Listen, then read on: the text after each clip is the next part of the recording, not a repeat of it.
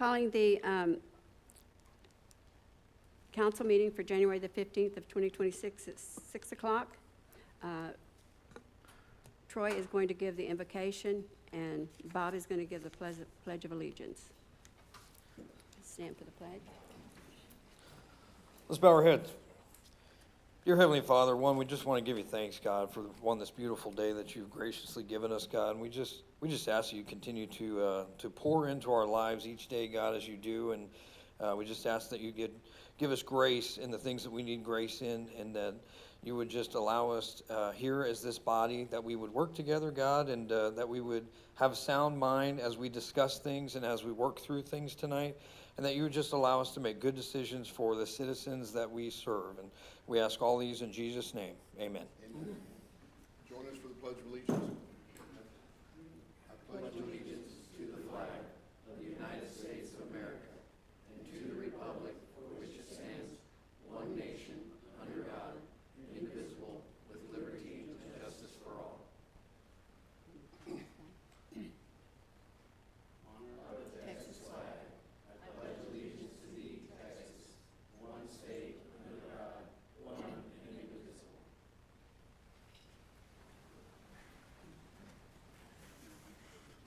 I'm sorry.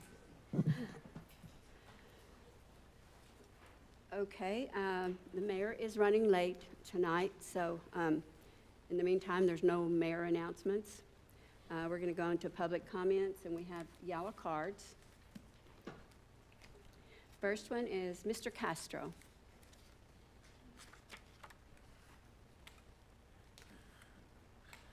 Hello, everybody. Vincent Castro, 503 North Fairview Street, Lot 41. Is your speaker on, Mr. Castro? Huh? Is the speaker on? Yeah, Okay. If you want to, just pull it up a little closer, so that way everybody viewing. I can do that. Great, thank you. Oh, my God, you can all hear me well. Yes, we can really hear you. Anyways, 503 North Fairview Street, Lot 41 here in Keene. Been here for 12 years. And looking forward to many more years here, but I might be moving within the town. Anyways, first, the last time I was here, I did something that, to prove a point, I interrupted Mr. Smith quite a bit. I personally apologized to him, and I want to put on a record that I apologized to him for interrupting him so much. But now I'm going to explain my point since nobody here got it. The last meeting in September, a member of this council kept interrupting a fellow member. Nobody said a word to that city council member for interrupting that other member of council. And it caused a whole big mayhem that day. So since Mr. LBJ Easley, since you set the precedent, I am reserving the right to interrupt you anytime you speak, whether I'm called for or not. Robert's Rules of Order were put in place so the meetings would not come to that. People are supposed to ask permission from the head of the meeting to speak or to be called for, so that proper order it can be done and everybody has a chance to speak. But it seems like you guys here on the city council have forgotten that. It's like you guys have your own personal agendas and don't care about what's going on in the city. Some of the things that have come by, I wonder if the contractors were chosen by personal thing, or maybe we should go to closed bid contracts. That way the city gets the best price and no kickbacks for anybody if that's going on. Now, I've been coming up here and talking for quite a while and bitching and complaining and bitching and complaining. Well, it's time for me to stop bitching and start doing. So I want to let you guys know that I am going to be running for city council the next time it comes up. I don't know which one of you I'm going to replace, but I'm going to be up there, and I'm going to make sure everybody's doing it right. Like I was telling somebody earlier before this meeting, back in October, or not October, about June or July, I was planning on leaving Keene, moving up to Nebraska to be with my daughter. Things have changed, I'm not moving. I'm here to to try and help fix this city the right way. Well, So Mr. Castro, let me interrupt you a second here. We want you to stay, okay? And so you should run. I'm going to. We want we want our citizens to take part and to run and everything. But we have a lot of cards tonight.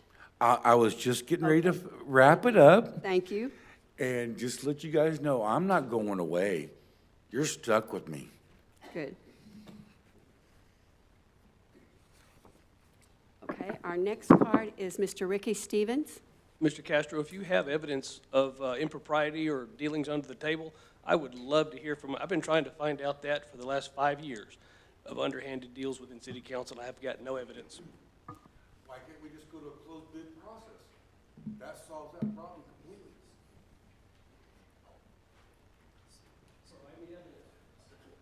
I just said it, go to a closed bid process, it solves the problem. Of any improprieties or friendships. Okay, Mr. Stevens has the floor now. Thank you. Good evening. Good to see y'all. Do want to say thank you again, like I did a couple months ago. Anybody that has to answer to the public as a board, it's a blessing that you do it, because you are going to have concerned citizens that come up that do express concerns. And a lot of times when you're in private business, you can not listen to all of us that want to talk, but when you're sitting up there, you have to. So I'm here. So one of the things that I want to do is, over the next course of maybe the next year, is either myself or someone from Keene ISD will come and like give a 3-minute update on what's happening. Because one of the important things with our city is the combination of the city and the school and the college is really what makes our town really special, who we are. I know that this town, from the day I got here 13 years ago, really takes a lot of pride, and has for years, on being a city on a hill. Mr. Danny Roberts, I know that name echoes through the halls occasionally, but when I first was hired here, he used to tell me how when the railroad came through, the engineer would always blow the whistle and say, "Next stop, the Holy City." This has always been a special place. We always have, it has that thought of it wants to be a light that's not hid under a bushel, that people can look at, people can want to come to, that people can want to come live. I think the things that we've done on the 4B board with the parks has made young families want to come more, want to be involved. The things that the college has done with some of their programs has just made more and more people want to be involved. I know as your heart and your desire of a council member is to be able to do things that make people want to come, whether it be a business, a grocery store, a housing development, whatever it is. Well, one of our things at the school is we want to be a partner in that when people think of Keene, they think of our school, and they think of the things that we're able to do. As you know, we had a bond issue that went through this past November that was not successful. We went an approach that was intentional. We went with a very low-key approach. We went with the approach that here's what we need, here's what's happening, and we just kind of laid it out there to just trust that people would look at it and make a decision. I think a couple things that got us on that bond was, I think there was a little bit of a disconnect on the difference between the city and the school via a Facebook post that told me to fix the streets before I asked for school money. And I can't fix the streets. So I think there's a little disconnect there.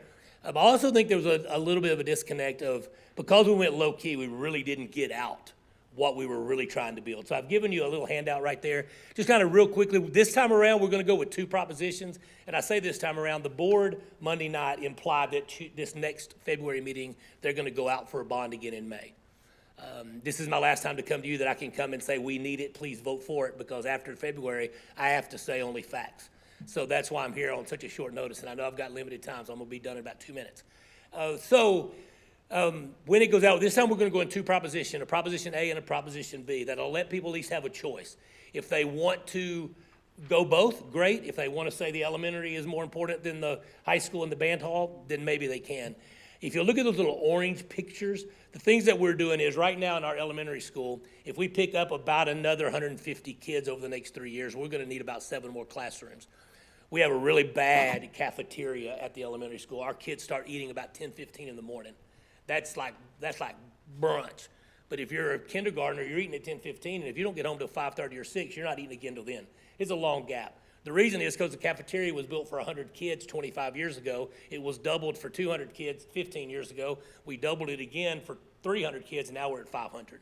So our thought is we'll go into the cafeteria and take that problem, and we will build 8 classrooms renovating the cafeteria. That gives us a classroom per grade for the elementary. Very important, because that's limited by a 22-to-1 ratio with the state by law. We'll then come outside of that in one of those little orange spots and build a state-of-the-art cafeteria that will be an F5 tornado storm shelter for our kids. That's going to be Proposition A. 8 classrooms at the elementary, new cafeteria. We saw someone at the coffee shop about a month ago, 3 parents of Keene kids. They asked, about the bond? We voted against it because they weren't doing anything for the elementary kids in classrooms. Well, that's our fault, because we obviously are, we just didn't get that out. So that's going to be Proposition A. Proposition B is, 10 years ago, we had no band. This year, we marched 55 kids in band. We put on 3 or 4 major drama productions a year. We used SWAU, their auditorium just 2 months ago for the It Is Well With My Soul one. Our choir concert the other night was packed. We had to tell the choir people after their junior high kids sang, please leave, so we can bring in the high school. We need a place to have a performing arts center. We also need about 7 to 8 classrooms when it comes to the high school. So if you're familiar with that area, we're going to take the junior high gym, we're going to cut that into a triple the size of our band hall and add 8 classrooms to that gym. Since that's no longer a gym, you've got to be able to have a gym. We're going to propose to go out on the hill and build a brand new gymnatorium that allows us to do our PE and our athletics in that gym, but also allows us to put a stage in the back and to be able to do fine arts and all those kind of productions. So when you see that kind of stuff, we need your support. We need to be partners in all that stuff. And what I'm asking you to do is you'll just speak truth to rumor. If you hear stuff like, well, all they're doing is building a gym, or they're not building elementary classrooms, give me a holler, point on my way, always willing to talk. One of the things that we really want to stress is that the Bible says, and I'm not trying to say, oh, it's a Christian thing to vote for it, because it's not. It's amoral. Voting for the school bond is not a spiritual thing. But the Bible does say that we're the light of the world. And like a city that's built on a hill, it can't be hid. And nobody lights a candle and puts it under a bushel, but they let everybody see it. Therefore, be the light of the world and let your light so shine among men they can see your good works. That's what we want to be we want the college, we want the city, we want the school to be a place that people say, you know what, I'm going to bypass that school, that college, and that community, and I'm going to go to this park and that high school and those kind of things. Mr. Easley? It's been asked a bunch of times every time we have a big storm. Will this tornado shelter be available to the public? So outside of the school time, during the school time, no. Even, and the bad thing is, even in a storm during the school time, even our junior high and high school won't be able to get over there, because and we've talked about this a lot, it would hold them, but how horrible would it be to send a kid from the far side of the high school to run outside to the elementary and the storm hit? So only elementary. However, about a decade ago, we had a storm, and I don't know if some of y'all remember, I opened up the high school gym, because we have a lot of trailer homes and a lot of RV parks. So yes, after hours, if we knew a huge storm was blowing in, no doubt, we would open it up. Because from talking over the last decade, our goal at Keene ISD is that our stuff is your stuff. Our stuff is the private school stuff. Anybody that ever needs to use it, we're all paying for it, so for sure. Yes, ma'am. Mr. Stephen, do you have anything in writing about what all you're intending to do there, so that it could be passed out to yes. people before all this gets really We do. We have close to it? that's the front page of about a 15-page deal that I just didn't think you wanted to look through tonight. But maybe I can bring it back next Okay. deal. So yes, we do have it. And we actually will be in San Antonio for a conference next week, where we're sitting down with our I hate to say marketing firm, but our firm that's going to get the stuff out. We're going to be sending out in the next week a survey to all the district homes in town. And what it'll do is going to ask you some questions. Did you vote for the bond? What did you like about it? What did you not like about it? Would you vote for this? Would you not? Would you rather have this? It's about 15 questions that tries to let us get an idea of what the community really thinks about it as we move forward, for sure. Thank you. Yes, sir. I know this isn't supposed to be a Q&A, but it turned into one. But my question is you touched on the band room that, and if I'm not mistaken, I've been over there, it is overcrowded right now because 55 kids truly shouldn't be fitting into that room. So to be able to alleviate that problem, and get the kids the facilities they need would be a huge help. It'd be is that what I'm huge. So saying? how that would look real quick, the junior high gym, the end that's toward the concession stand where the entrance is, about a third of that gym, there'll be a wall put in there, and that will be the band hall, which will be about 3 times bigger. But the beauty of that also is then all the PE locker rooms and bathrooms that are down there will now turn into storage for the band. And then we'll knock out a garage door going outside, so when they back up, they load their stuff straight up and are able to go. So, anyway, thank y'all for your time. I know y'all got a lot to do, but I appreciate it, and appreciate it. Thank you. Thank you. Thank you, Ricky. Okay, council, we have a request to discuss 7F so that Mr., let me see here. There's no more cards other than, oh, okay. I'm sorry. He asked to be last, and I was going to make him last. Mr. Smith, you wanted to say something.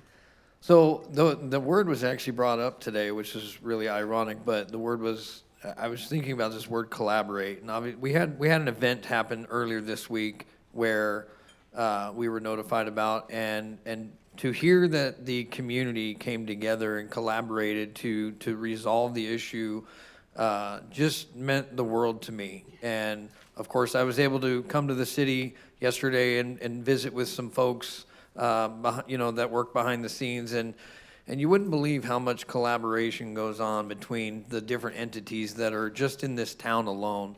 Not to mention Johnson County.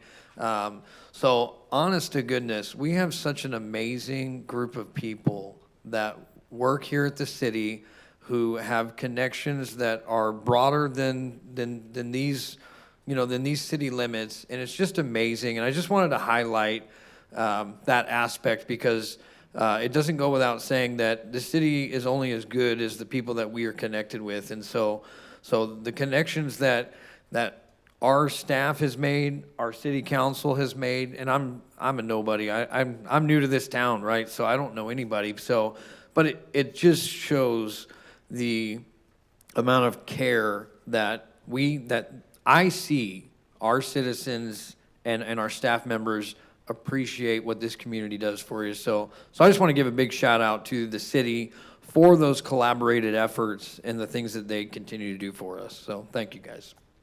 Well, thank you, Mr. Smith. Yeah. I think we need to start having more good community positions and more being positive things said about our city. Okay. I'm going to go ahead and go with Ms. Debbie Singer. She wants to discuss 7E. And this is the, I'm sorry, I called the wrong one, Debbie. I called the wrong one. Mr. Aiden, 7E. You're on the other 7. Thank you. I'm Chad Aiden. I've been here in this city for way too long. 20-some years now, 27, it'll be 27 years this year. My wife's family's been here for ages. I think they're one of the 4 founding families of Keene, the Alexanders. I've been on the city council. I've been on the athletics association. I was a school board member with Ricky. I've since backed away from a lot of things, and I've now decided to go forward and try to be on P&Z and just kind of help understand some of the rules, regulations, zonings, and some of those things that we have, because I know it's very confusing, not only for myself, but I imagine for the rest of our residents of what people can do, which is why I've asked to be placed on a vacant position on the board. So if you guys have any questions for me, I'd like to answer those, and then I'm going to go have dinner with my family. It is on the agenda. Yeah, we're on 7E. We're on 7E. Do it at that time. She's. So, but we're still in the public comment. Oh, we have the public period. So you have to go Oh, finish okay. your public comment, go into. Yeah. Okay, we're going to close public comments and go into 7E. Can I just ask the other public comment that you have another slip for another person that wants to speak on P&Z stuff? Well, I was told that it has to wait until we get to those items. That's a different. He was needing to 7F. leave Okay, early. okay. Close it. Yeah.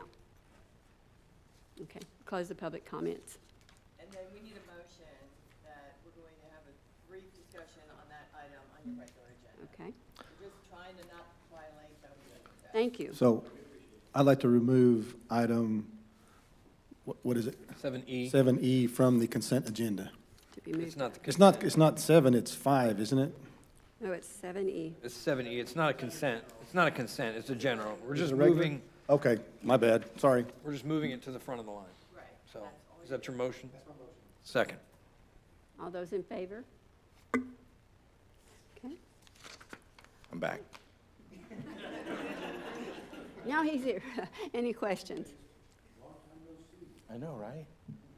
Do y'all You guys have any questions for for Mr. me? Aiden? Can you read that item, because the public doesn't know? Okay, Yeah. sorry about that. Take possible, public hearing and take possible action. Nope. Nope, Seven. that's the wrong one, sorry. I've got two of them that are gonna do that, so. 7E. I have it right there in my.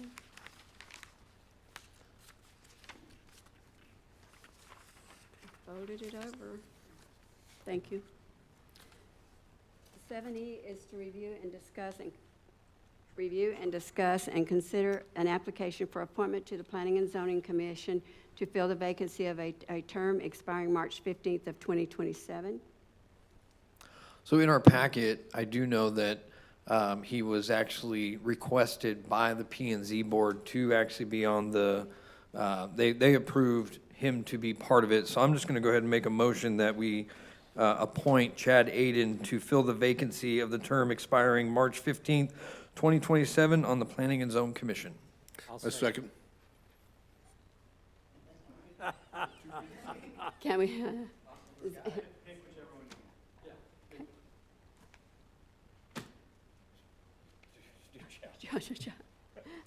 Okay.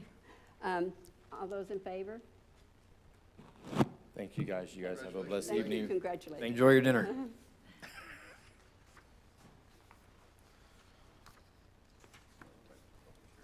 Okay, now back to public.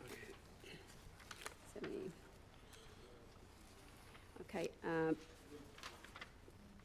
public comments does anyone else have any public comments? We're done with that. You closed that one. We've already closed it out. Okay, so now we're going to city manager's comments. A report from the city manager to include the topics of a council retreat, department accomplishments, and 2026 goals, water meters, grants, tech dot meetings, new staff, and city manager CPM certification. All right, good evening, council,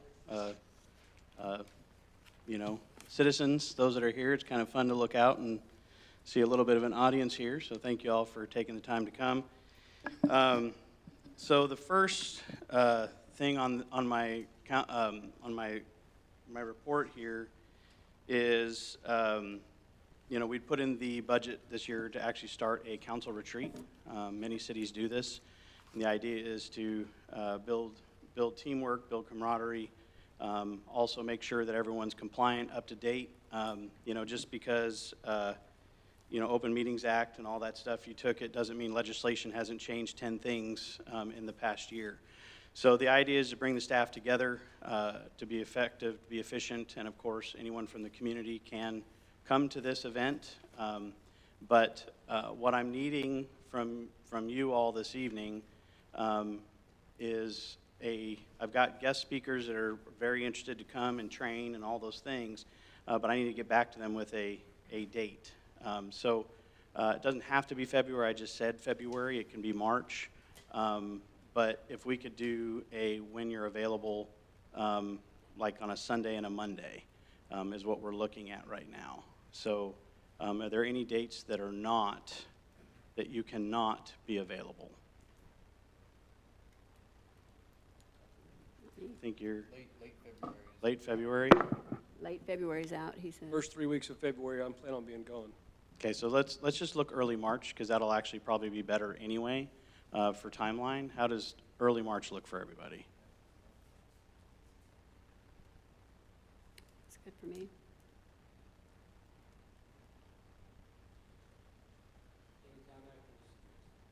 Okay, after March 6th?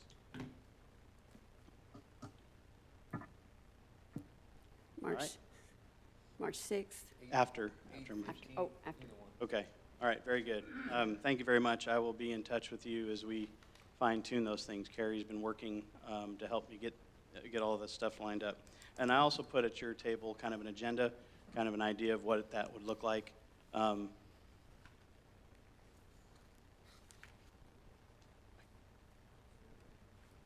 acknowledge.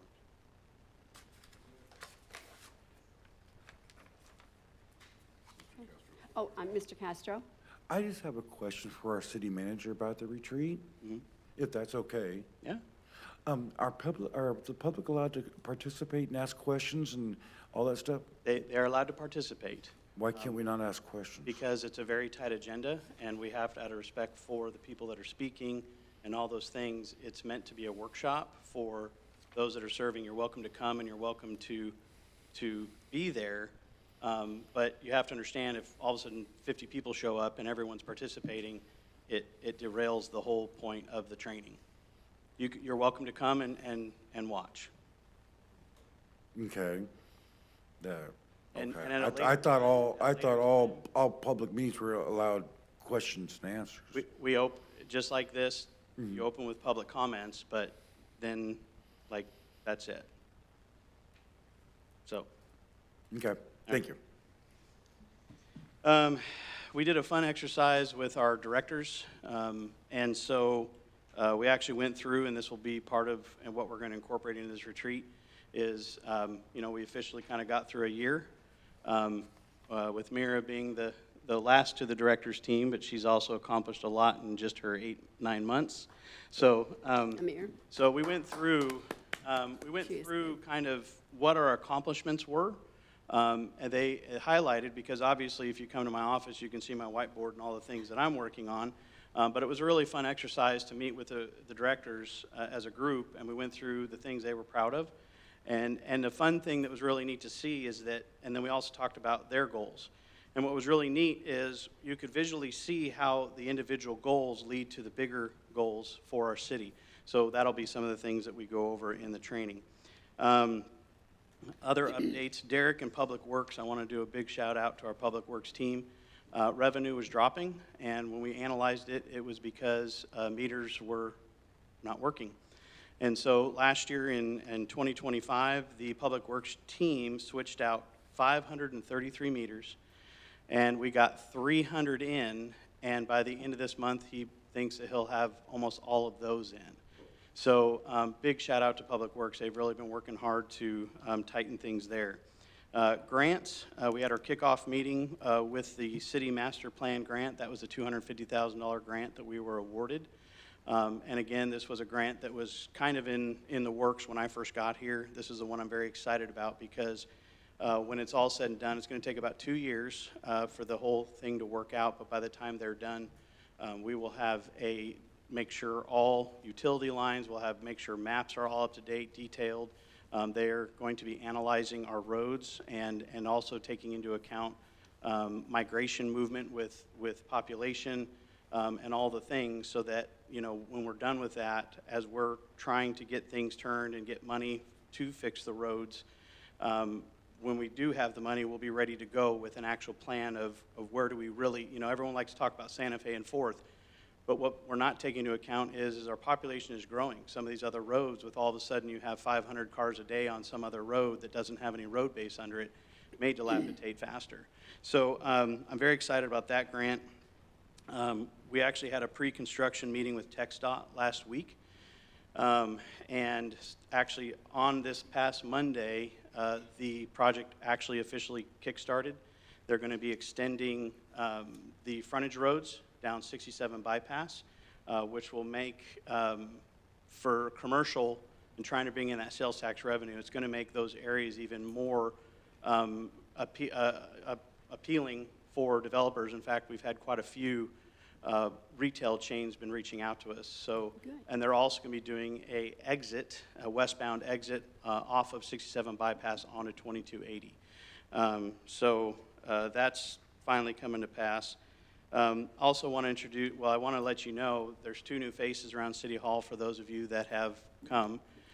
Maggie, Alegria, she is in our permitting department, and she's already, we're seeing the benefits of that. It's helping us get the iWorks, the automation, all the things that we're trying to do to make things, to increase the customer service experience in our city. And then also Keith Barrow, who is here. You want to stand up and say hi? We all got a taste for how good things can be when the business runs the narrative, and with Orna. And so Keith is a full-time, our marketing coordinator. He's a graduate from Southwestern Adventist University, and he really could have chosen bigger companies to go work for. But he, like all of us, fell in love with Keene and was excited to return. He graduated a year and a half ago. He was excited to return and share in the mission of letting everyone know how great this community is. So thank you, Keith, very much. Welcome to Keene. And then the last one, just so everyone knows, I have started my Certified Public Manager certification training.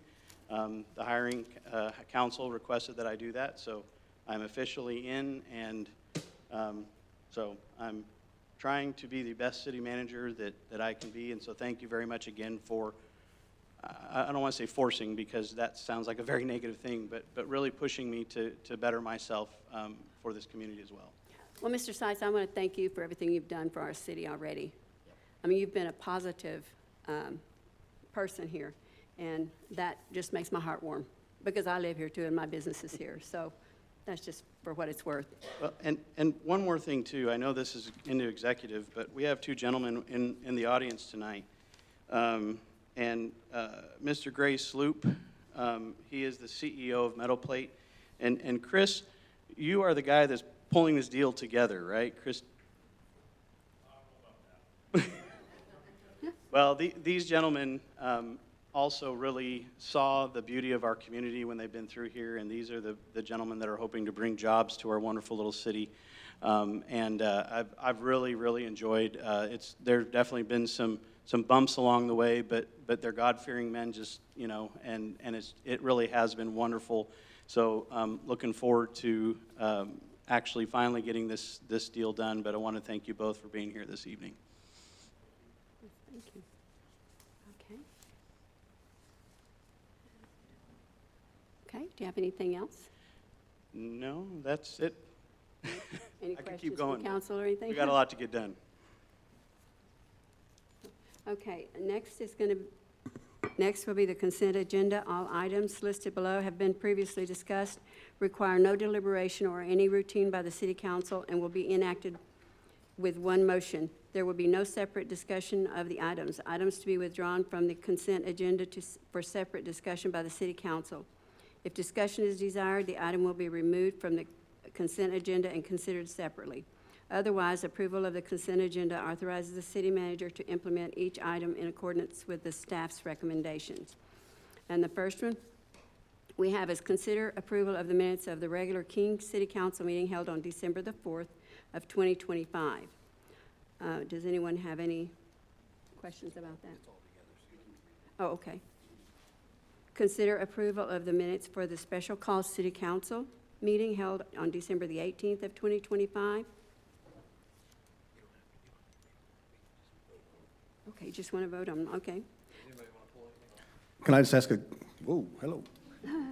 Can I just ask a clarification question on one of those items, or two of them? Do I have to pull it out?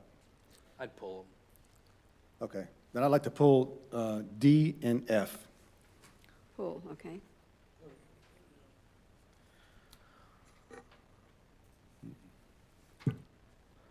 So I'll make a motion to approve A, B, C, and E for consent agenda. Second. I'll second that. Okay.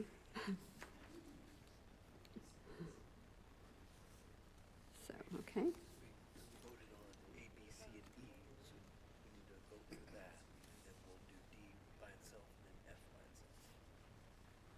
Okay, so we're voting for all these others first. Okay. Okay, do I have a motion on A, B, C, and D? You have a motion Okay. and a second. You need to And- call for the vote. Motion call for vote. Okay, all those in favor? Okay. All of those opposed? Don't see anybody? Okay. And then a motion for the D and E.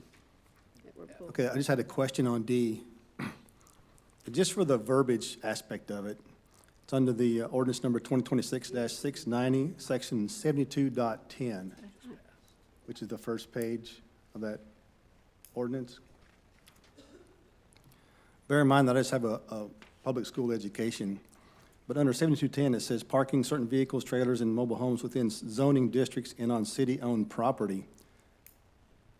What if that is a street? It's, streets are city property. I know, but it just, if I was just Joe Sixpack reading that, I would gloss right by. Well, I can tell you that that's what your ordinance says now, so I didn't get the instruction that you wanted to revise that. So that's the way your ordinance reads now. So Right. if you want to revise the way it reads, then I need the instruction on that too. You want to revise that? I think we should. Take a vote. Where are you, Just put the word streets in there. where's that at again, Rob? It's on page 24 of the packet, but it's on, like, section D, 7D. It's the ordinance itself. No, I'm saying, say city-owned property, zoning district, and I would say mobile homes within streets, zoning districts, and on city-owned property. Just for clarification for, right here. This. Okay, so just for clarification, he's looking at the title of the subsection. So if you're in in your code online, you just go to that section, that section, and that's the subsection title. And the way he read it is exactly the way it is now, and it's been in existence for a while. So if you want to change it, we'll need a motion. I'll go back and revise it and bring it back. Or you can just say that you approve the ordinance with the, subject to legal changing that title. That's Yeah. probably best. Yeah. So that way we don't have to do it again. So I'll make a motion to approve the ordinance with just changing it, adding the word streets to that section 72.10. Okay? Second. All those in favor? All those opposed?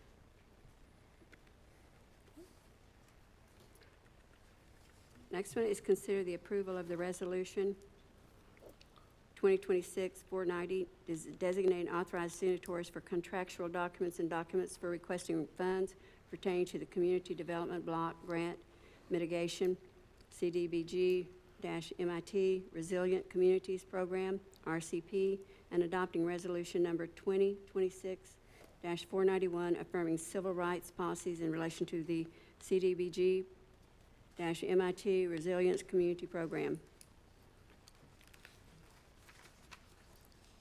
In reading through this, I noticed that there, it's on page 49, if you want to look at if the council wants to follow along. It's actually the first page of that resolution.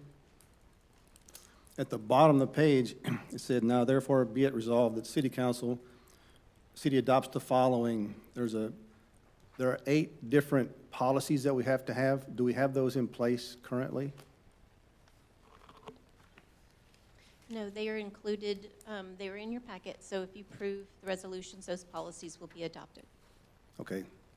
That's what I thought. Just want to get clarification on that. That's why I just asked a quick question. No, and we have approved them before with other grants. You know, this is routine. We do this every time we have a CDBG grant. Okay. Well, and to It's a clarify, tongue twister. Who down with OPB? to clarify the need, it's dictated by the federal government. Right. So if you're going to receive any funds that have federal funds in them, we need to be able to prove that you've adopted those. So you will do that, I mean, unless we ever did an ordinance where we just adopted all those independently, which very few cities do, you're just going to adopt them every single time that you go out for grants that may have Right. federal funds. So my question is, it says that the city agrees to conduct at least one activity during the contract period of the grant to affirmatively further fair housing. What does that mean? We're going to have one act to affirmatively, Affirmative act. that's a hard word for, further fair housing. Well, you're already doing it. We are?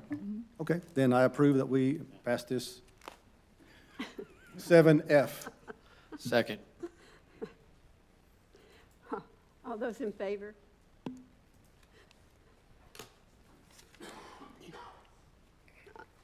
All those opposed? Excuse me, I couldn't talk for a second. No opposed. Okay, motion carried. Okay. Now we go into the public hearing items.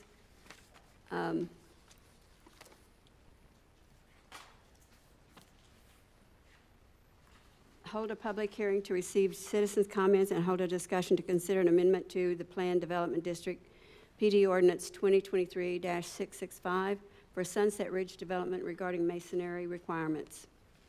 So I believe Debbie Singer has something that she wanted to address on that.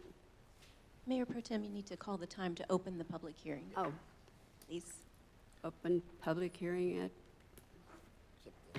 okay, open public hearing at 6:41. My name is Deborah Singer, and I've lived in Keene off and on since God was a child. My parents, we moved here in 1964, so I've lived here on and off. And my concern about this item is, are we reducing requirements on housing that will decrease fire safety and/or decrease property values for homes that are already in the area? I realize that reducing the masonry requirements might reduce the cost of the housing, but at what cost to property values? So I just wanted to mention that. Can I address this? Sure. So, first of all, this is not an ordinance change. So in our ordinances state, and Don, please correct me if I'm wrong, but it states masonry, but doesn't specify what masonry is. The original builder, so we're not changing the standard, Oh, okay. okay? Second of all, I can completely appreciate your concern. In fact, I drove and looked at one of the communities for these builders in Granbury, just so I could kind of see it. Mm-hmm. So the board that they're talking and using about is technically masonry. So the only reason we're kind of discussing this is because the original builder agreement, it stated in that they were going to use brick and stone, okay? So right now we have 4 communities that are kind of either going or about to start going, okay? And right now, all 4 pretty much have the same thing. There's a lot of people out there that don't necessarily like brick. I'll give you a case in understand. point. My girlfriend, I don't live in a brick think will ever house. live in a brick building. I don't live in a brick house either. Yeah. But she loves the look of this builder. And my sister built a building with these same kind of specs. Mm-hmm. So I'm kind of okay with the 4th, just because it gives a little bit of more options inside of our community without kind of taking it over. And the homes and the mock-ups that they gave us, you know, they look nice. It's not that particle board or, you know, so from a fire safety standpoint, it's still masonry. It's just not defined in the builder agreement. So we're just giving it then, we're going to be defining masonry, or haven't defined it, so it's not changing anything. It's not changing anything. We're adjusting what the original builder agreement stated. And Don may have some more. He's really the expert. But let's let Don talk after Okay, the thank public you. hearing. Yeah, So that we answered get my question. Everybody else Appreciate that wants to comment. Okay, Don. thank you. Are there any other questions about this? Don, did you want to say something? Okay, I have one back here. Mr. Heinrich. Public comment first. It's a public hearing, public first.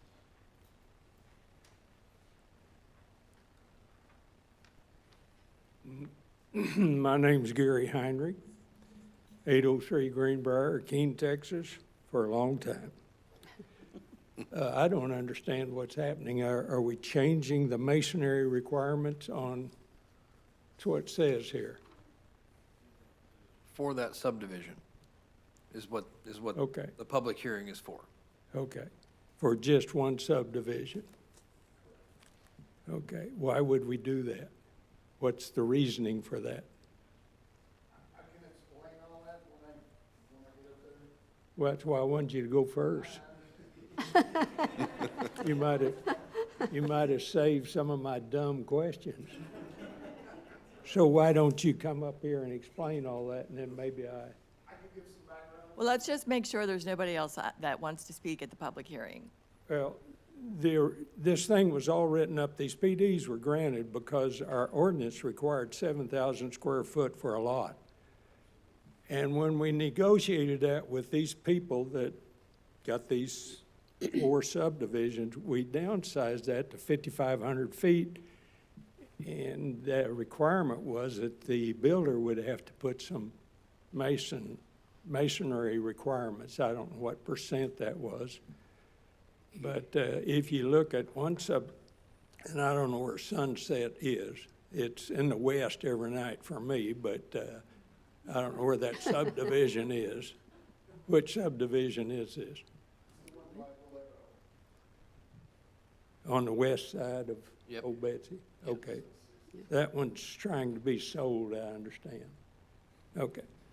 We wrote up the planned development, 7,000 square feet, and they didn't want to do that. So we negotiated with those builders to have 5,500 feet.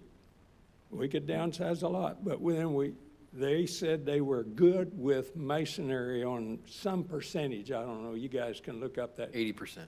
How much? 80. 80? Okay. I would be opposed to taking that masonry away because we gave up something that ultimately will make our community a rental community. When you downsize a lot and you get cheap houses, you'll see it. It'll get here. Maybe not in my lifetime because I'm old. But that's what we wanted to happen. We didn't want to ruin the city of Keene. So I would be opposed to changing that too much. I don't know see, I haven't heard Don spiel yet. So I'll sit here on the front row. I might want to talk when he gets through. Are there any other comments for public hearing items from anyone? Okay, Don, floor is yours. Can you close the public hearing, please? Oh, Close the public hearing by announcing the time. okay. Close the public hearing at 6:48.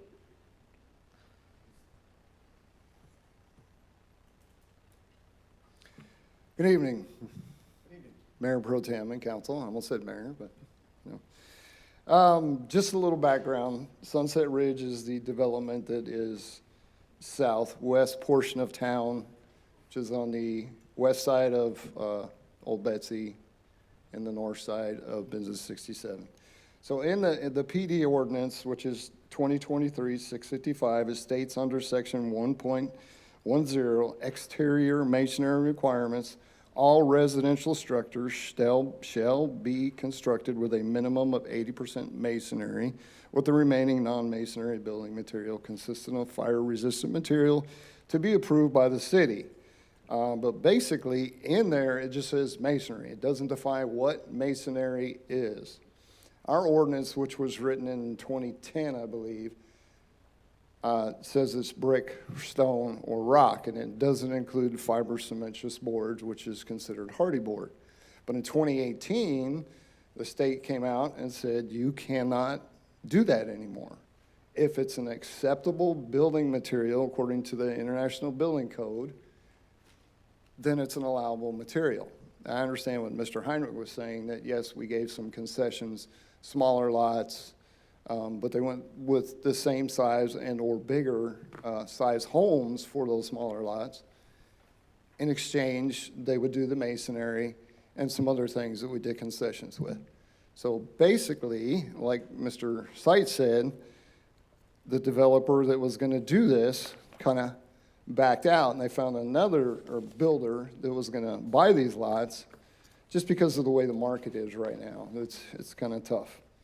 So what they wanted to do, and if you have those slides, to show, like Mr. Seitz was saying, of what those neighborhoods were gonna look like.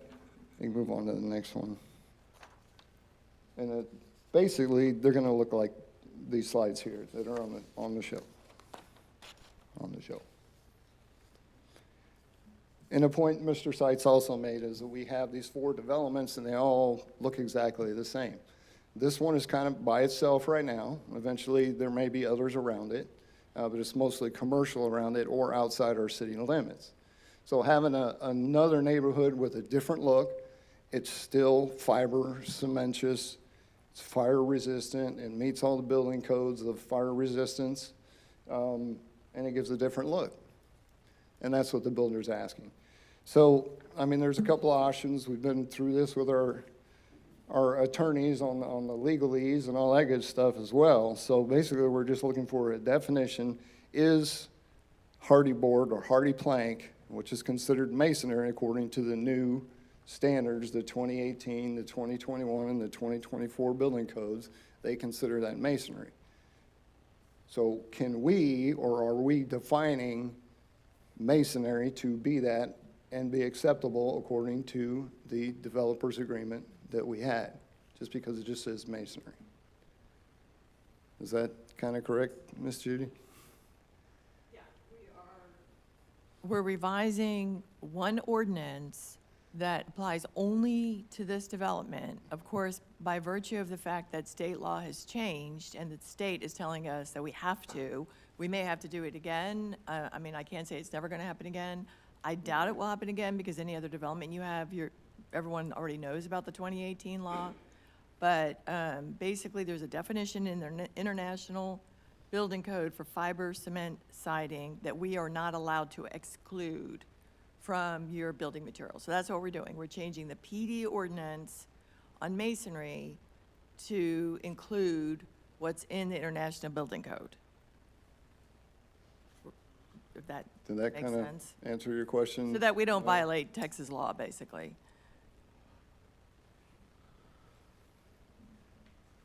No, stay here. I need support. Oh, okay. Oh, Yeah. not that kind of support? Yeah, that kind of support. I would be opposed to, I guess the law keeps taking us down to the dumpster, basically, but I think what was put into it, the spirit of the law was that it would be brick or stone or rock on 80% of it. Now we keep changing it. Now we call hardy board. But if you look at hardy board after a while, yeah, especially down where moisture is, it gives it up. And it's not like brick or stone or rock. So I would be opposed to doing that. You say we're only going to do that for one developer. Well, you know what that happens? Just for this PD ordinance, because the way the PD ordinance was written didn't specify what masonry was. So that's what we're trying to clarify, to allow this, yes or no, according to the current law. Now, if another developer comes in and we have another agreement, that could be spelled out that way. Right, But it in the needs to be development agreement. specific, brick, rock, or stone. Well, I can tell you that the spirit of what we were talking about, hardy board's gotten more popular since we have probably negotiated this. And hardy board's good stuff. No. Got some on my house. I wouldn't have it. Huh? I'm a builder. I wouldn't put it on a house. It's junk. Yeah. So I can tell you that values will go down with that. And I would be opposed to doing it for anybody except we negotiate a new PD with somebody. You're going to work those deals out when they get here. But I'd be opposed to changing this. I have a question for the lawyer. I understand that we can no longer dictate what masonry goes on a house. We can no longer dictate As a city. materials, As a city. nor can we tell them that they need 80% of a certain material. Okay. As long as, the caveat, as long as those materials are acceptable materials in the International Building Code. So if you had a developer that wanted to come in and do something completely different that's not found in the International Building Code, the last 3 cycles, actually, so it's probably 2024, 2021, I don't know what the last 3 cycles are. 18. But the way the legislators wrote it in Austin, that as long as it's something that's not, you cannot legislate something that is narrower than the last 3 cycles of the International Building Code. So essentially, our hands are tied. Unfortunately, on materials for this development, And future developments. so, no. So the way that cities are able to manage the way their developments look are by development agreements. You can agree to anything, as long as it's not going to be something that's bad for your community. Right, so we could, in a planned development, say it has to be Acme brick. In a development agreement. Yes. Not in an ordinance. So In the- we're talking about a PD ordinance that allowed this development, and PD ordinances usually come along because you're doing something different in a district that was zoned a certain way. And this wasn't an agreement, this was an ordinance. Yeah, this is a PD ordinance that was, so when a developer comes in and they want to build something, and let's say they want to build something not in your residential zone. Correct. Because there's nothing there, right? Well, in order to enable legally the developer to build in a zone that's not already zoned residential, then you do a PD. So it's, the ordinance is replacing your zoning ordinance. So everything in the PD ordinance dictates what's going to happen with this subdivision. Does that make sense? It does, I'm just trying to figure out why we didn't do a PD agreement. So you're talking about 2 different things. You can have a development agreement with the developer, and a component of the development agreement, since they want to build in a place that's not zoned residential, is that you're going to pass a PD ordinance. This is way before me, so I'm going to assume Myself too. that there may be a development agreement that stated you were going to do a PD? Yes. Okay. There is one. But it states the same thing. It just says masonry. It doesn't say what masonry is. Other PD ordinances or developers' agreements states in there brick, rock, or stone. And It the just says percentages. Masonry. So So if we have an agreement and a ordinance, which one supersedes? The ordinance. But we can't have an ordinance because of the state. Well, you have an ordinance, we just want to revise the ordinance in a manner that we're not violating state law. can I mean, you're talking about, like the lady over here said, it's going to bring property values down. I don't see how that's going to be because. Yes, it will. Well, let me explain. Because somebody has an empty lot next door to you and they built a house there, we have no control over what they put on there as long as, so how is this any different, number one? And then number two, this is a development that's by itself. There's nothing else around, so it's not gonna affect your house or her house. Right. It's just that one neighborhood. But if you build a house like that next door to me, you won't get as much money out of my ad valorem taxes. It will come down. And it's very possible, but we No, have it no is- it control will over it. We happen. have no Yes, control I over that understand. according to the I state understand. legislature. I'm just Yeah, making a point. Right. Don, Mr. Knott, you had your hand up. Do you have a question for this? Thought you might want to answer them all at one time, Don. What does the PD stand for? And development. Planned development. Plan development. So the plan development supersedes everything then, because that's state mandated. Microphone. The answer to your question is, the ordinance that was passed by city council, the planned development ordinance, is law. That's law, yes. That's the law for this subdivision.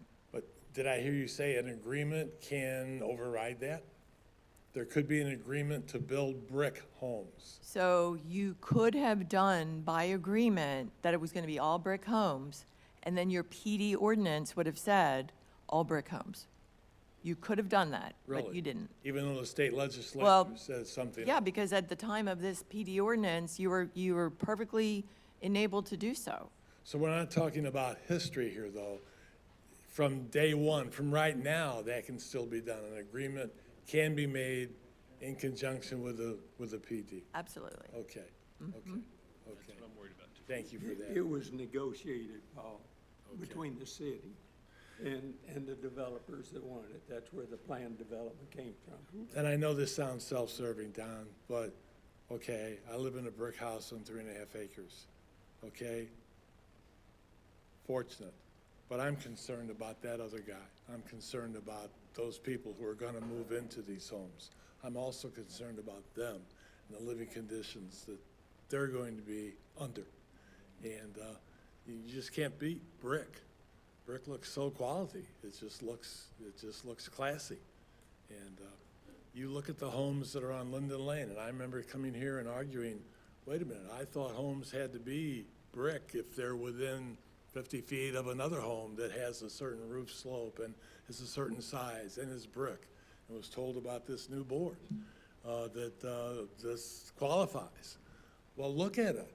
Drive down, I know none of you probably go that way. You know, we're all creatures of habit, and if you don't go Linden Lane down West Oakdale, you haven't seen that. So Don, I'm guessing there's no one here from the prospective builder. Mr. Adlai Pennington is the developer, he's here. So, Judy, okay, that's a polite way of telling me I'm done.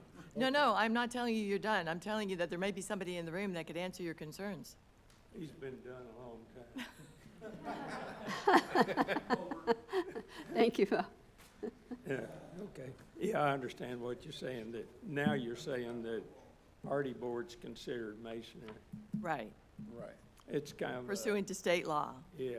Yes. Kind of an exaggeration of real life, but I guess state law is there, but They must have had I some can real tell good you that lobbyists. what was meant here was brick, stone, and rock. But if it doesn't say that, then we should go back and sue that lawyer. That's assuming you used a lawyer. You staying out of this fight. You know, Mr. Pennington. I'll let him Thank you. speak to this, I guess. I am the developer. My name's Adlai Pennington. And just a couple notes. The fact that, first off, the state law, because we do business in other cities, and it's pretty firm. But beyond that, if this change is accepted, that doesn't mean all of the houses there are hardy plank. It means that now, just by definition, some can be hardy plank, some can be brick, some can be stone. It's just a definition of masonry. Also, on this lot size, for instance, a portion of the lots in there are 7,200 square feet, and a portion of those are 6,000. So at no point did we bump the lower limit of how large the lots could be, and they really don't impact the size of the houses that much. But in all other aspects, the PD has met the amenities and so on are in place. So I get the impression that it feels like a way to cheapen the house. And the fact is that hardy plank is, if it is less, it is negligible. The builder and I, as the developer with multiple phases there, want to have a mixed look, for one thing. And I think it also reflects the city of Keene's housing stock. All of the houses in Keene are not brick. There's frame houses, there's wood houses, there's all kinds of houses. But again, I just, aside from the state law, I wanted to take a shot at, we're trying to deliver a product that has sustainability, that it actually will look good years to come. And you can do a lot with a hardy plank that you can't do with brick. Color is one, accents, and so on. So I would respectfully ask for this to be considered favorably. I will tell you that one of the things that we talked about was the necessity to even come forward because of the state law, but chose to bring it up for public hearing and bring it in front of you so that it's crystal clear going forward. I think that's my pitch. I have answer any questions. Sorry, I've got a cold. Do y'all have any questions for the builder? I don't. Thank you. Okay, thank you, Mr. Thank you. Pennington. Chuck Scott. Oh, Chuck has a question. I think the concerns that I've been hearing is that it's going to be all hardy board, all white, very bland. You know, we've already reduced the lot sizes on some of them. Some of the pictures that we've seen look good. An 80%, you know, that one, the one previous, that one it's all hardy board. If there's going to be a mix, that's great. I'd like to see, you know, a real brick in there, like Mr. Heinrich says. I like real brick. I don't think the city council really has a choice. Our hands are tied by the state. They consider hardy board masonry. So. True.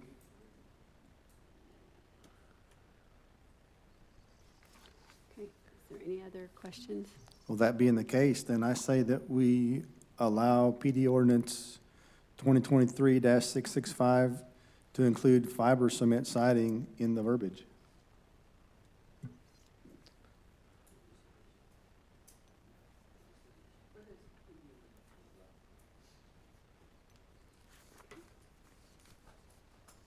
Did he make a motion?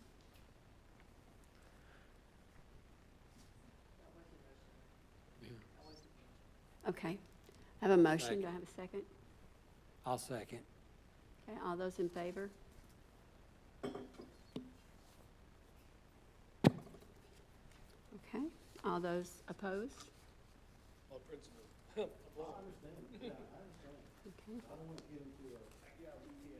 With the state. Sad is we don't have a quorum. I'm with you, Chuck. Okay, What I don't understand is that's work for you and me. Because repairing hardy board, retaining it. There you go.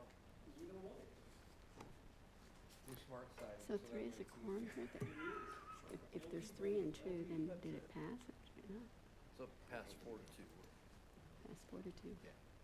Who was the fourth? Okay. All right, it passed 4-2. Okay, We're on item 7B now. 7B. Yeah, that was 7A, correct? Yeah. Mm-hmm. 7B.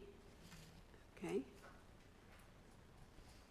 Would we review and discuss and consider action on the adopted boards and commission membership appointment policy, correcting or clarifying possible conflicts? So just anyone? Instead of general. Council, this item was brought forward since the election and Mrs.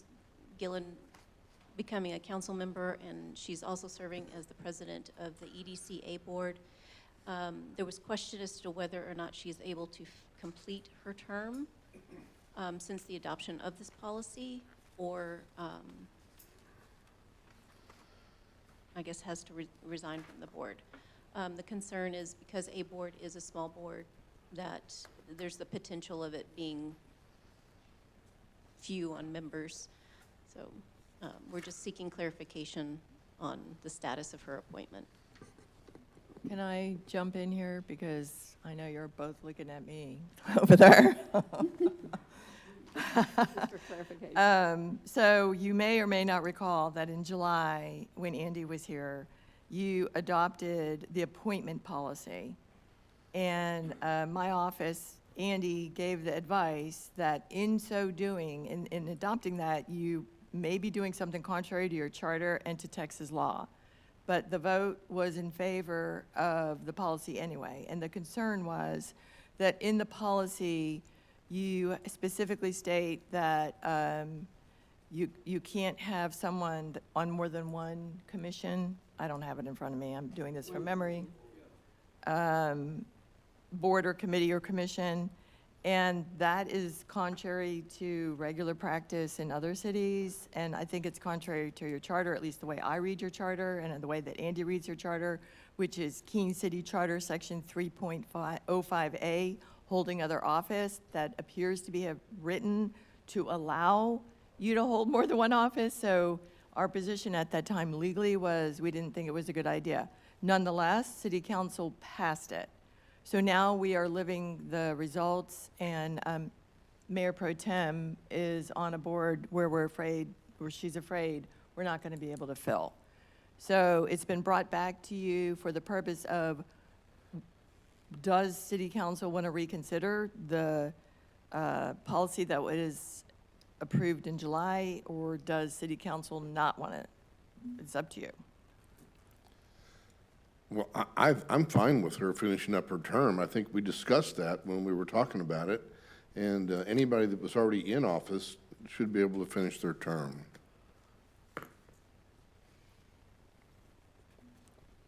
I think anybody should be able to serve on, in fact, I think it's wise to be able to serve on lower boards and bring that information directly to the council and vice versa. So in my mind, it makes perfect sense to undo what we did in May? July? July 8th. And make it where someone could be on council and on subsequent boards. I think just for continuity, so that there's open communication back and forth. I don't get to go to some of the boards because they meet at 3 o'clock in the afternoon, and it's inconvenient, but if a council member was there, I think that'd be fantastic.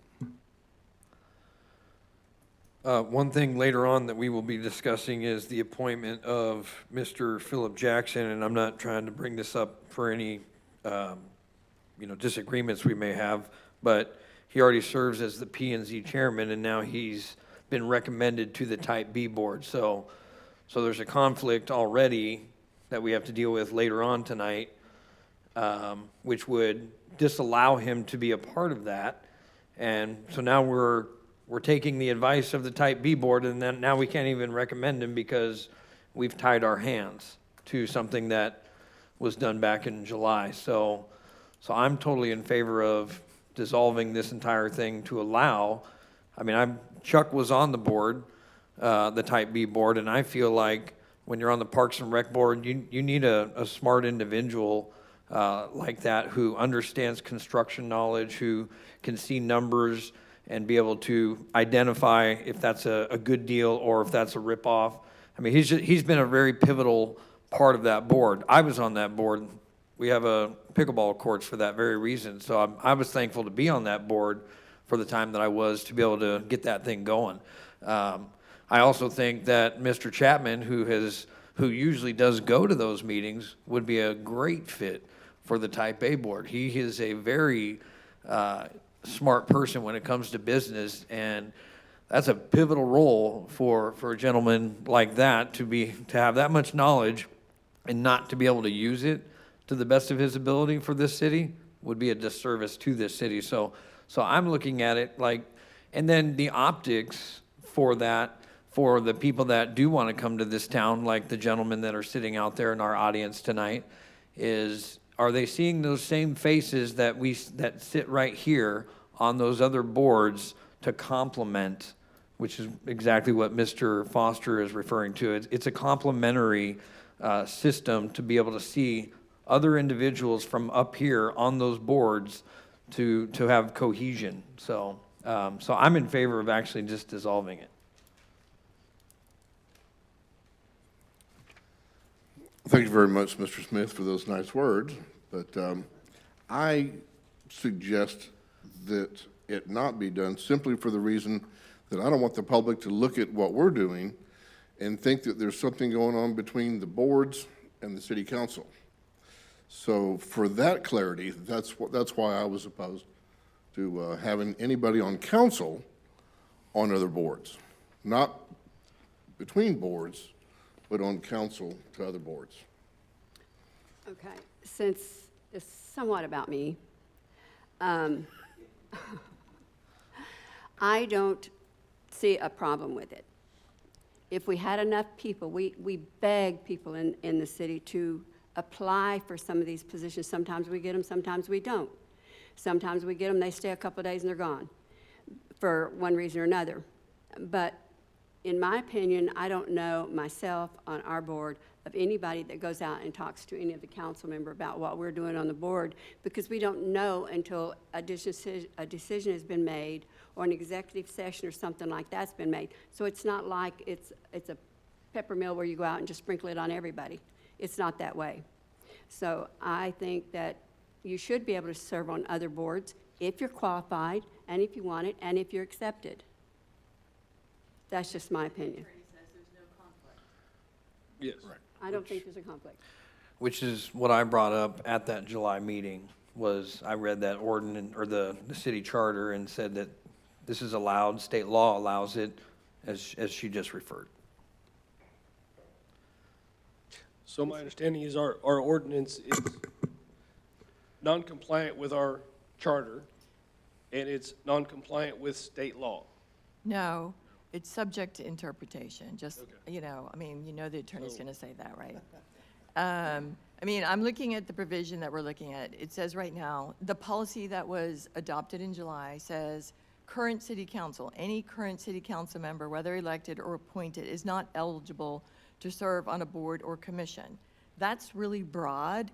It might not be irregular in a home rule city to not have your elected officials on P and Z, because you know, you want your community to be there, but it is not irregular to have a city council member on an EDC board. So it just depends on the circumstances. You know, there's no direct violation. You know, one person can read the charter a different way than I'm reading the charter. It's subject to interpretation. Our policy is out of the ordinary.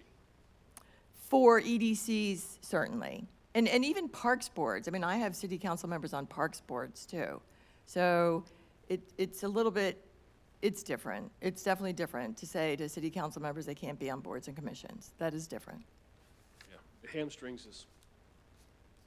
Well, it might in a small city when if you struggle with volunteers. I was just noticing on here, on C, that Mr. Alcala has resigned from his board. You know, and he was running for city council, and he's since resigned from the board. So we have people that they come on and off, they just resign at a moment's notice because they don't get their way, or they don't like what's going on, or it's a monkey show. I think someone said that one time. So.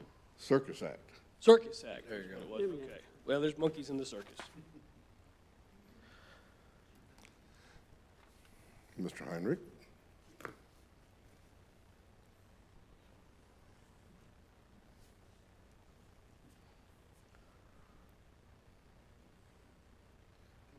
Mr. Heinrich? Okay, thank you. I have to be recognized by the chair. Yes, sir. Proper procedure. My name's Gary Heinrich, 803 Greenbrier. I've preached since 1990, when I became the mayor of this city, that we didn't need a lot of people from one board on the other board because we had enough good people in this town to serve. And we only had 30,944 people in the city of Keene at that point. Now we're probably close to maybe close to double that. We still got enough good people. But I don't have a problem with city council members serving on either A or B boards. I think there is some continuity there that's good for the council and good for the boards. But I wouldn't want all of you guys serving on B. I mean, so there should be some kind of limitation. There is. There's legal. Bylaws. Yeah, there's. By law, how many people could be from the city council on type B board? So, I mean, in your bylaws right now, it's absent. So we would have to revise, I mean, it would be my recommendation that we revise the bylaws for both the type A and type B that speak to what your board looks like. Okay. But usually, I mean, it depends on the size of the city. I've had some cities where they have 3 elected officials on the board. I've had some with 2, I've had some with 1. Yeah. And, you know, it's at your discretion. Well, I think personally, my feeling is it should be definitely a minority of council members on those boards. But I don't have a problem with some of them being on there. I'm on the type B board at current, and I would accept a council member on there, but when we were working on the list of names, we was told we couldn't do that anymore. So, if you could set up the resolution or whatever it was, ordinance, that would limit the type of city council members on either A or B, maybe some of the others, we got so many boards. Some P and Z is exempt, right? Can't have a council member on P and Z. Correct. You shouldn't, no. I mean, Right. a general law city, the elected officials may be in the P&Z board, but you're a rural city. It's different. Yes, yes. If I remember correctly, it was, there was an issue with family members, 2 family members on being on 2 different boards, and that was a problem too. And I don't think that got voted in that particular time, because we had people that were relatives that wanted to be on another board. And so that surprised me, because if you have good people that want to be on the boards and are volunteering to be on the boards, and I can tell you, I've been on the type A board almost 10 years now. We get openings and we can't fill them. And gladly, if we get enough people that wanted to be on there, I would step down if it was needed. But we need that board to be whole, and for the first time right now, it is whole. And I think you put out some stuff for appointees if they want to be appointed to the board. We don't get too much because response to that, as I understand it. But if some of us got out and beat the bushes a little bit, I think we could come up with some very qualified people to fill our boards. Sometimes they think that our council just argues all the time and they don't want to be a part of it. But I think if they got up here, they would find out that most of us are at least 80% sane. Hopefully that we're not going to do that anymore. Okay. So anyway, my thinking would be that we get rid of the resolution, or change it so that we couldn't just have all council on it, but I welcome council members on it. Thank you. So for Well, clarification, Holly, I thought that the policy that was adopted on July 8th doesn't say, so the other gentleman that's in the audience, it doesn't say that you can't be on 2 commissions. I thought we were talking about the fact that an elected official couldn't be on the commission, right? That's correct, Okay. yes. Because I thought all of a sudden we had a double problem, which we don't. We have 1 problem, okay. Mr. Carr? Yes? Oh, Castro? Castro, I'm sorry. That's okay. I was trying to talk. I just want to say I happen to agree with Mr. Chapman that maybe the city council shouldn't be on the other boards as a conflict of interest. And I understand what you're saying, Ms. Gillen, that if there were people to step up, you would resign. Well, I'm here, I will take that position until I'm elected to city council, if you guys will accept me. That would have to be a question for the board. You can attend the next board meeting, which is February, Second week of February, right? second week in February there. You can come in and you can go through Holly and apply for the position. It wouldn't be president because the board has to, nominate you and everything. But my board position, yes, if you want to apply for it, please do. Okay, I'll take care of that. I'd like to say something else about this subject. I want what's best for the city of Keene. I want to have the best people, the brightest people, and I want to have everybody cohesive. What I don't want is to have our citizens look at us like we are trying to run things the way we want to run it. But I am fully ready to do anything to go ahead and go with having council members on the other boards. Because I think that the argument that's being given is good argument, and I'm trying to protect us from the argument that didn't hear yet. Does that make sense to anybody? So, I'm willing to look at it. I'm willing to change my mind. But I need to have all of us together. Well, Bob, if I could just address that argument that's not here yet. Sorry, Paul. I can't sit down and get up again. Mr. Foster, okay, my name is Paul Knott. I'm in my 38th year in Keene, all inside the city limits. I would rather not have a council member sitting on boards, Mr. Chapman, because you're on there anyway. The type B board, everything the type B board, type A board does, they have to bring here to approval. So you're going to be sitting on that board, whether you're actually on that board or not. You influence what they do. Let me read you some names. Daniel Elliott, Eric Christensen, Jimmy Alcala, Daniel Gathings, Pablo Calindras, Roy Spalding, Jim Blair, Jerry Greener sitting in the back row, even Vince right here. These people are out here ready to serve. You just may not know them. I do. I recruited them to help as starters for the parade. A very responsible job. These are responsible people. And they're out there waiting to serve. You just can't open it up and say, hey, come on in. You have to identify them. Identify that talent and go after it. And ask, hey, I'd like you to serve. And give them a chance. And you'll be surprised at how competent these people are.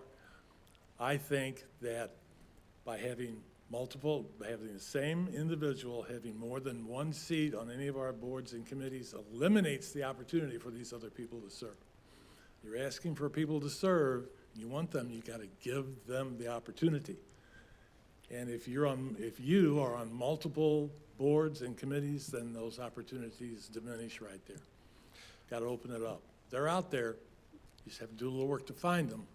So I want you to give them that opportunity. You know, you're on the council. My term is up at the end of February, Yeah, complete your term. almost 10 years.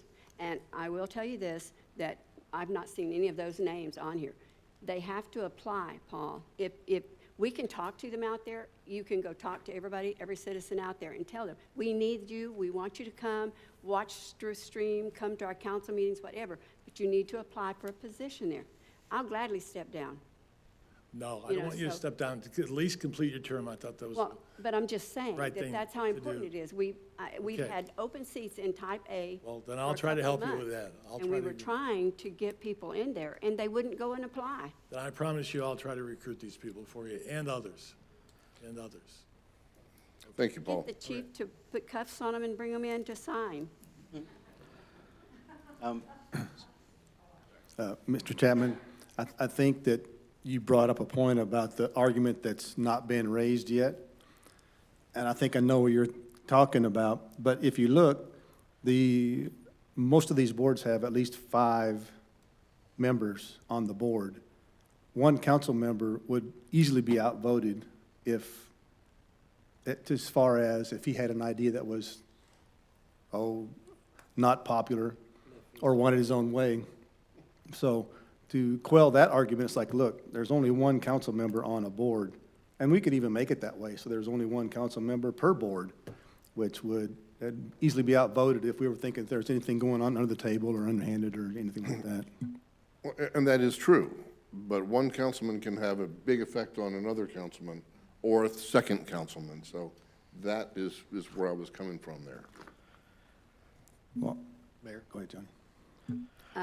I'd like to make a motion that we strike the current city council little paragraph here that says any current city council member, whether elected or appointed, is not eligible to serve on a board or commission.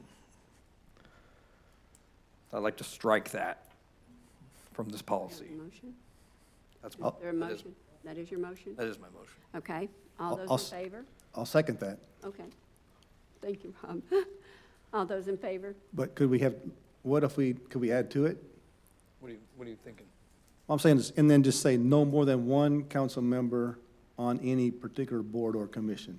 I think you had a good idea when you said, let's revisit that with the bylaws, so then that way contractually, it actually makes sense for the bylaws for A and B to say that, not this policy. Then it would be null, and we wouldn't have to have that verbiage, What do you think, Attorney? correct? Well, the problem is, by striking it, then, I don't know all of the boards and commissions you've got, but, animal shelter advisory, you're opening the door to have more than one elected official on one of those other boards. So if you truly want to limit it, do it now. We'll do it in the policy, and then we'll have the EDC boards, visit their bylaws, and we can amend the bylaws. So we would, so I'll go back to the motion. So if we strike this, we can actually put in extra verbiage that says only allow one council member, and however the verbiage needs to be written, to only be elected to one board or commission. So we can say that. So I'll amend my motion to include that. And I'll second that Okay, amendment. all those in favor?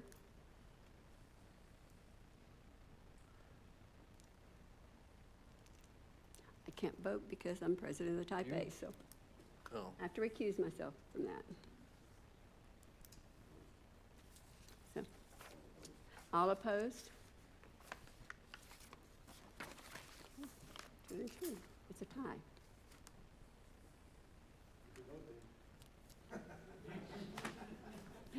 So I don't think that's, we haven't worded that motion enough. I don't think there's enough verbiage there. Help us out. I'm sorry? Help us out.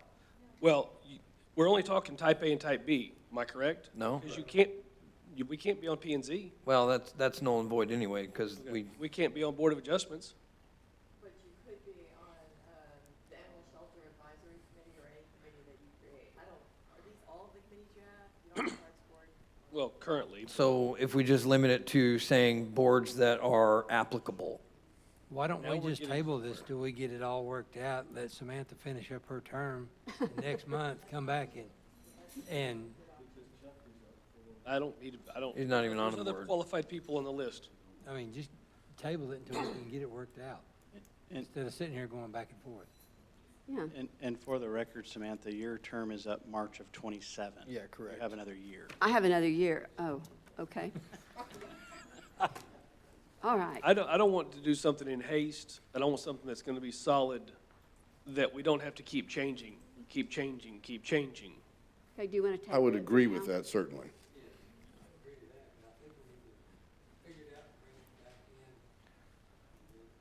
Well, the problem is right now is that Mayor Pro Tem Gillen has to resign by virtue of the policy. So if city council is okay with that, then we table it and we bring it back. You can make that motion. What? I'm sorry.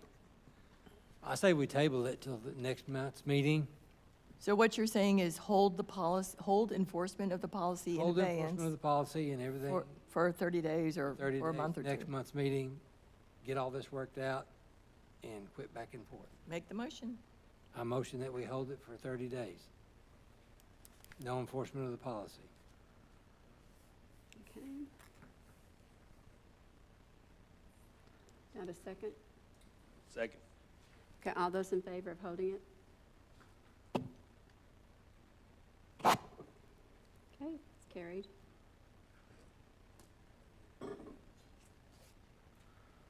Could you also task your city attorney with bringing you the options?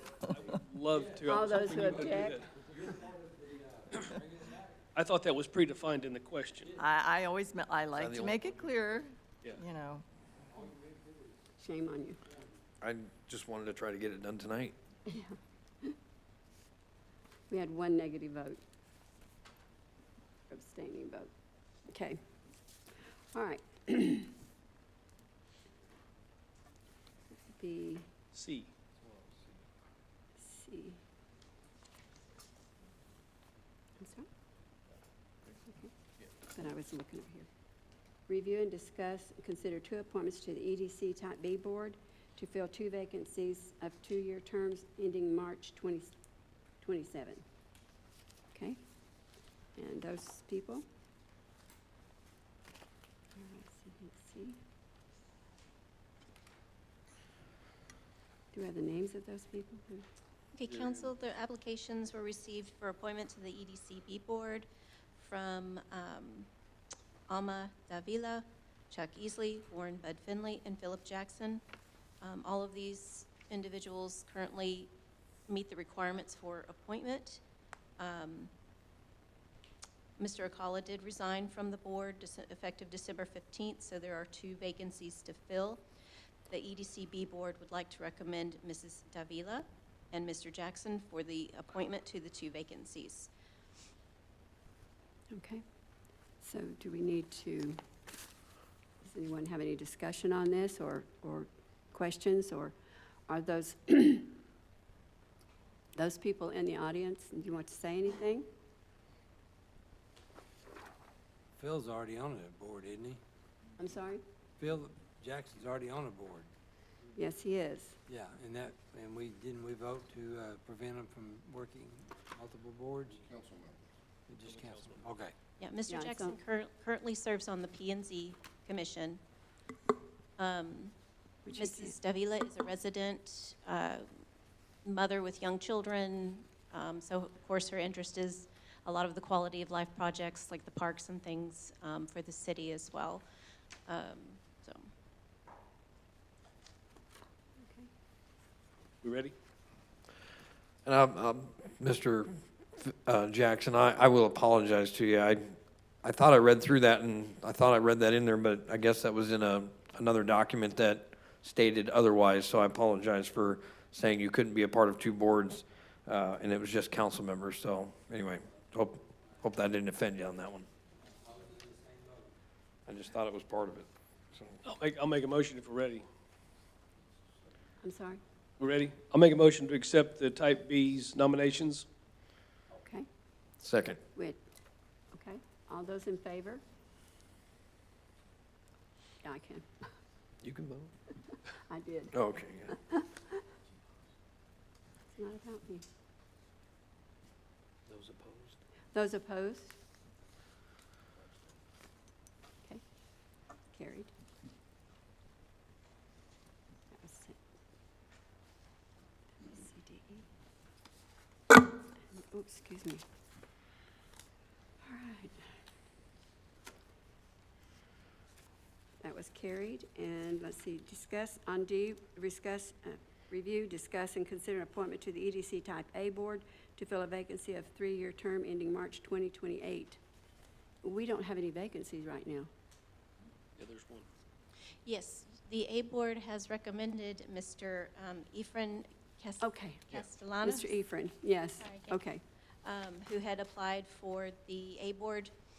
He comes with a background in, I believe, the medical field, and has moved to Keene recently. He meets all the requirements to serve and is eager to jump on board. Yes, the board had already voted to accept him, so it's up to the council. Ready? I'll make a motion to accept the nomination of the Type A Board for Mr. Castanelos. I apologize for the pronunciation. Second? All those in favor? Okay, all those no? I recuse myself. Okay. And then, We already did E. we do that. Yes. Okay. Item F, review, discuss, and consider possible action on a petition for HRV Consultants on behalf of the property owner at 4626 East Highway 67 for removal from the city's ETJ.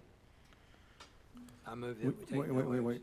We didn't do E, Yes, we did. Yeah, we did. Yes, we did. Uh-huh. but did we vote on it? Yeah. Yeah. Chad Well, Aiden. excuse me, I sat right here and missed it. I'm like that too now, Rob. You put your hand up, sir.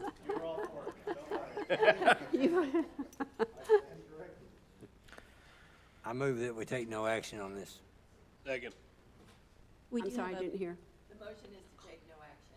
Yeah. We take no action on this one? We have a card. Huh? We have a card on this. a card on this? Mrs. Oh, Deborah, yes, please. My name is Deborah Singer. I live at 410 Pecan.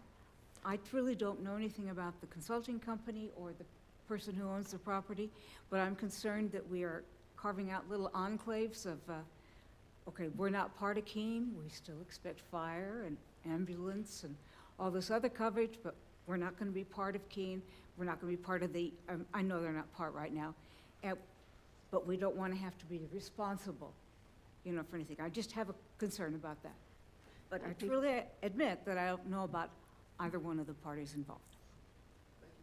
Okay. Well, it does sound like we need to look at it a little bit more, do a little bit more research. Can I just clear that up? They're not in the city of Keene, they're in the county. They're now in the county, but by virtue of their petition to be removed, they are going to be served by the county. Yeah, but they're in that district, ETJ. Or is it ETJ? What do you call it? They're going to be removed. They have filed a petition to be removed, which puts them in the county. Okay, but still, they're going to be carved out. There's a lot of the ETJ around them, right? Ms. Beeson, come on up. Gwen Beeson, 607 Woodlawn. My concern is removing anyone from the ETJ is we cannot, I know, annex unless they voluntarily want to be annexed. But if we take them out of this property, out of the ETG, I can't hunt ETG. Anyway, then what if the property is sold and the next person would like to come into the city limits for whatever reason? Then we could not do that if they're not next to our ETJ. Is that correct?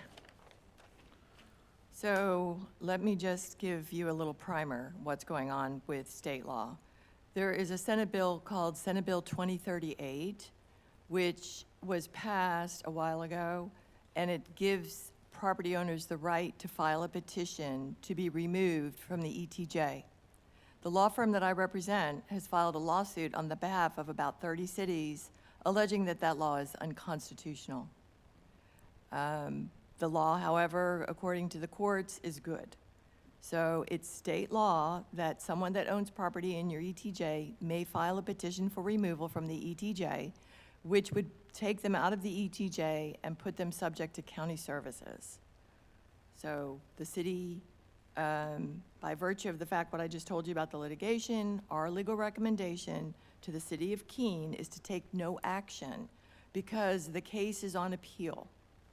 And it could be someday that the Texas Supreme Court will make a decision in favor of the cities for a change instead of the state.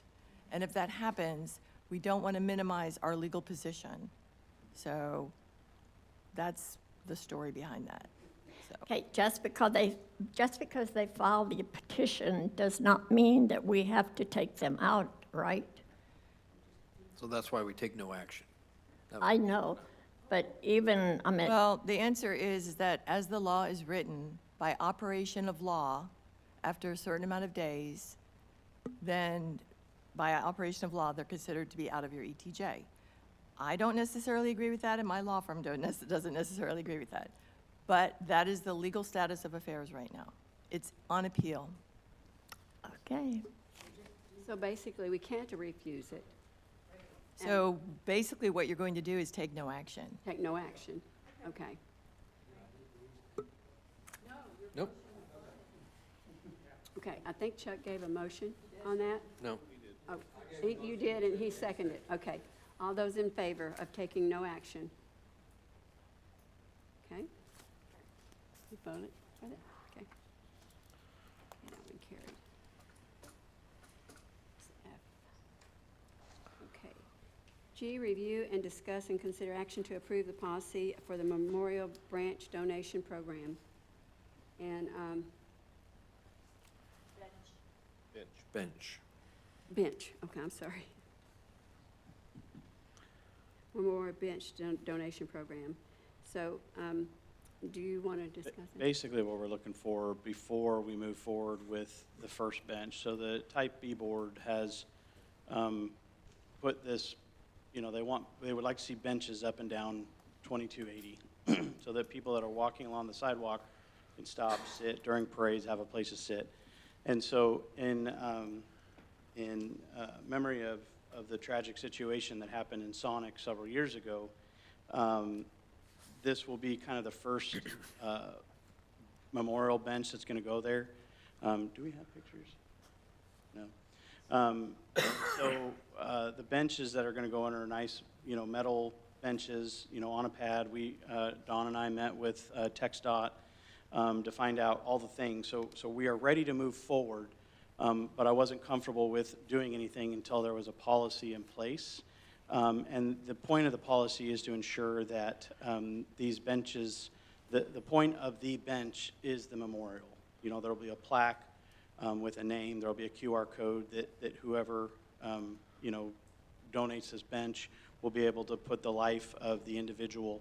But we want to make sure that there's some guidelines so that, those benches are free and clear of clutter and those types of things so that they can maintain the proper aesthetics that, we would like to have in a city. How far are you going to go with these? Well, if I remember, Don, what was it, 11 or 12 benches is kind of the number that we started with. I don't remember the dollar amount they did. I know originally it was 5,000 for one bench. Mm-hmm. And they said not to exceed, so I'd have to look at the money. We'd have to go back and look, but it's double digits, the number of benches, and obviously we're not going to wait.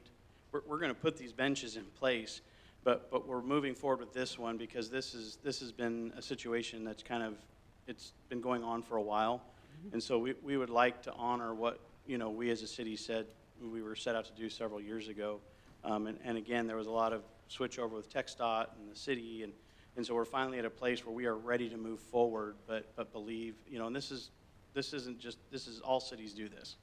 And it's just to ensure that, the benches stay looking nice and, Are they all going to be the same bench? Yes, yeah, they'll. Not different benches for different locations? No. Good. The city is the one that purchases the benches, keeps them all looking standard. It's just an individual can purchase a plaque, and the plaque will only say the name, and there's 3 options in memory of, there's 3 different verbiages that they can choose from, and then the year. We don't even want to put birth dates. We don't want to put end dates. We just want to, keep information private information private. But again, so the benches will be there. But as time goes on, if someone wants to purchase a bench in memory of somebody, and we did put a 10-year kind of limit on it. And again, this was kind of some policies that we borrowed from other cities. But this way, you're not eventually all of a sudden out of benches, and now you've got benches everywhere, for that type of situation. Yeah. So we're talking about 12 benches or so, is that correct? Yeah. 60,000? Yeah, and again, right now, we're just moving forward with this one bench, so that the family can, the city can do what we said we were going to do. So the cost will be spread out over time, is that correct? Well, the B board has already kind of earmarked money for this project. And again, because of the situation, this is kind of more of a donation by the city. I would like to, so I saw this in our packet, and I didn't want to fail to mention this, and actually, the gentleman who's here, his wife is the one who first talked about putting benches in this city, and that's Cheryl Schramm. So she served on the Type B board, and I remember her speaking about that several times while I was on the B board with her. So this was kind of her vision in the very beginning, and I don't think it had anything to do with the gentleman who was murdered at Sonic at the time, but it seemed to be a very well fit manner for what did occur. And so I just want to acknowledge the fact that this isn't something new. This is something that Cheryl Schramm brought to our city as something to beautify the landscape of Old Betsy, along with the flags and everything else that we've been able to do in this small town. So I just wanted to acknowledge her for that matter. So, Mr. Schramm?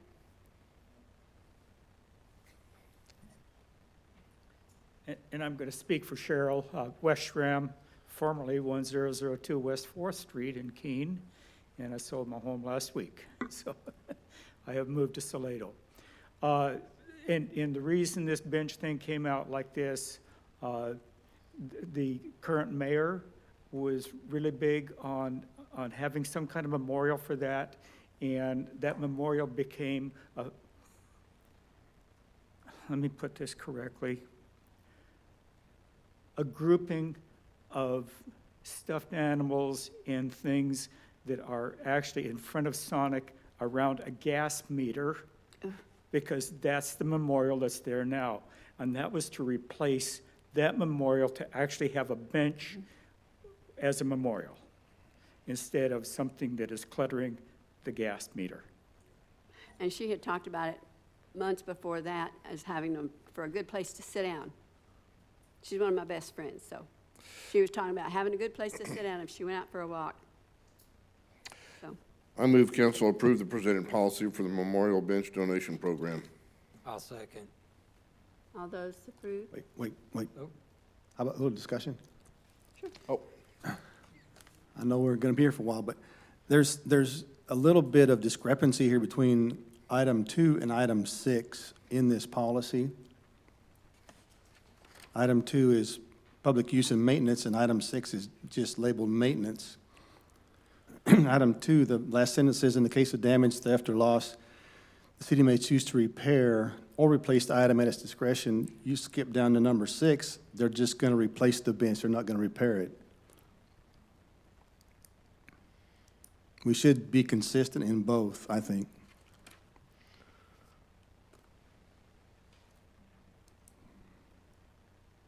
The last section of both, the last sentence of both sections should be the same.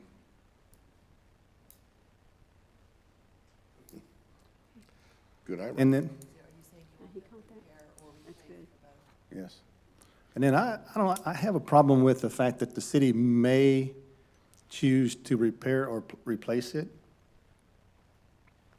I'm thinking if someone spends some amount of money, that it should be repaired or replaced and not may be repaired or replaced. So I wish it said will repair or replace the item at its discretion. That's reasonable. Yeah, I mean, we kind of borrowed this, like I said, from other cities, and I think probably the rationale for that is if somebody walks in and says, there's a chip of paint on the back, and you can't even really see it, you need to, I think that's where the may, obviously, everybody here wants our city to look good, so I would imagine that's kind of the lettering behind that. But again, we can tweak this however you like. Okay. Any other? Well, I'd go along with the policy as long as it said will repair or replace at its discretion, instead of may. Repair or replace, yeah. Easy enough? So did we have another motion? Yeah, we're gonna need to. Unsuccessful or successful? It was seconded, wasn't it? It was seconded? Yeah, didn't Chapman second it? For the person that made that motion, Okay. revising it? Yeah. That's what- I move council approve the presented policy for the Memorial Bench Donation Program with the replacement of will repair or replace. And I'll second the will repair or replace. Second?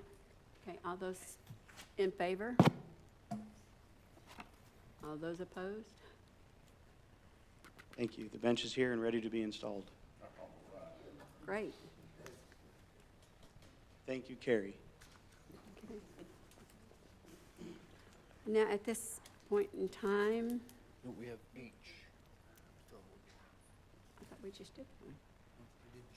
Oh, okay. Need to review and discuss and take possible action regarding a proposed speed bump at North Hill Terrace. I brought this to council. I talked to some folks out at North Hills, and they were worried about people that just flew down that, getting onto C.C. Cook, that they're flying through a residential area, and so they requested a speed bump. But then I see where the chief went out there, someone did, and been no accidents or anything, so just leaving this up to council. But I'm the reason this is here. I agree. And do we have a motion on that? Chief, I've got a question for you on this one. I was reading through this stuff, and of course, there's not much here to read, obviously. But in the length of, like I drive for Uber all the time, and essentially there's a length of space before a speed bump would have to be put in. Do you happen to know, like, if there was, like, what the length, is it every 700 feet, or, what requirements might be to even consider such a thing at this time? I'd have to research it. Okay. Sorry to make you walk those few steps there.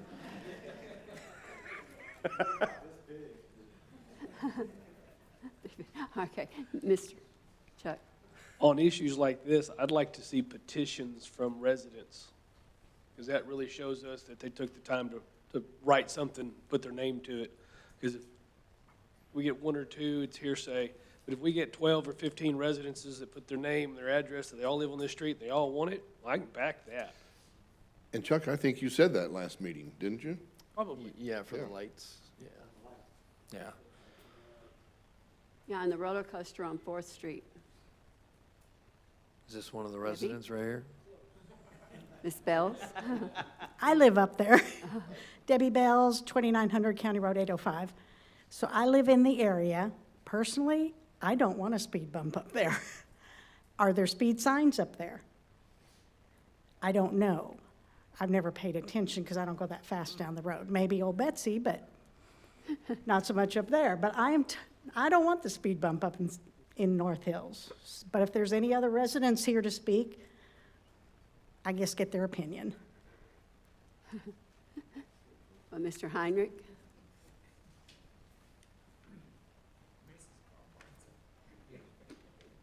Sorry, I'm so slow getting up here, but I'm old. I would think we would have enough divots and potholes to slow them down a little bit. So I don't know why we're after this. Their streets are actually in pretty good condition. I was going to ask him how many family members he had in North Hills Estates, who he's advocating I for. was going to say, does everybody live up there? Okay, so, So we either take a motion to take no action, or we just don't do anything with it, right? I'll say we table it. Well, take no action. Can we just table it until we do get some type of feeling from the residents themselves, just like Chuck suggested? I think either way, if we just take if we say take no action, it dies, and then get the we wait for somebody else to do that, so. okay. If we table it, we have to have a date, do we not? No. Oh, no? Oh. I thought there was a law that if you tabled something, it had to come back at least 6 months from the date of, no? No. Okay. Well, then let's table it until we get some feedback from the residents. Right. Second. Okay, all those in favor? Okay. Okay, we're going into executive session at 7:58 p.m.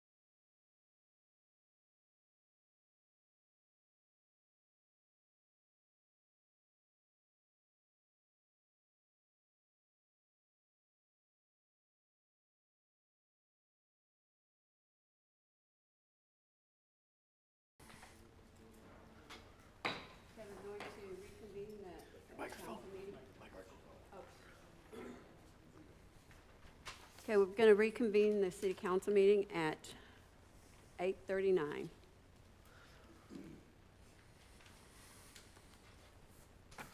PM.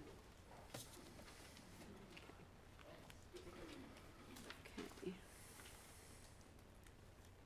Okay, city council is authorizing council to proceed with the suit in the Thomas Stewart situation. So, do I have anybody to make a motion? So moved. Second. All those in favor?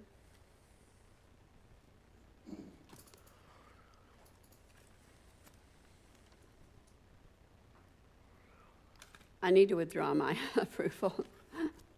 I need to recuse myself on the vote. Excuse me. Oh, on that one, yeah. Yeah, on that one. Pertains to the type A board. Okay?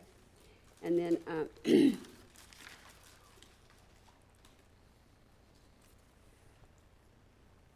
council is authorizing sales manager to continue with the sale of the property at the industrial park and going to go forward with the authorization of the city manager to continue with the negotiation. Do we have a motion to support that? So move. Second. Okay. All those approved? I can vote on that one.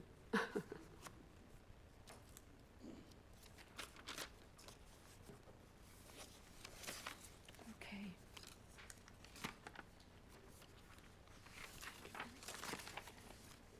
Okay, is there any request for anything on future agenda items? I had one. I'm going to try to find this road. So County Road 805B, I was driving this road literally right behind us at night, and I noticed there was not flashing, but the reflectors that tell you that there's a sharp turn coming up.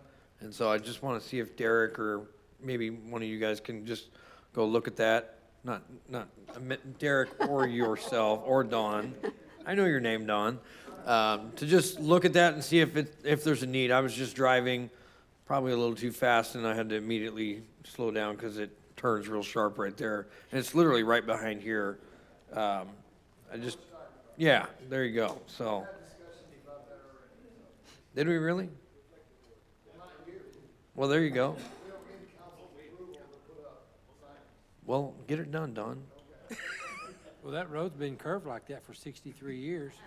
Well, how many people have driven right into city council meetings because of it? Okay, and we already have some requests for other items to come up. The code enforcement update, Easley's request. City county transportation update, the county request. Update on research on the need for more streetlights at the subdivision of Farm Road 308 and Farm Road 2280. So, and then you want one on that corner? No, they can handle Okay. that in-house. Okay, so now, We won't burden the city with any more. well, I would like to say if we could put it on the next council meeting maybe, that we go back to the 2 meetings a month. We can discuss it and see what's going on there. Maybe they'll be a little shorter. Right now, they're both on the schedule. It's just, do we need a second one or not? Okay. So we have two. So we have 2 a month, okay. 2 a month, but if we get really good and really efficient, let's not have a meeting just to have a meeting. Okay.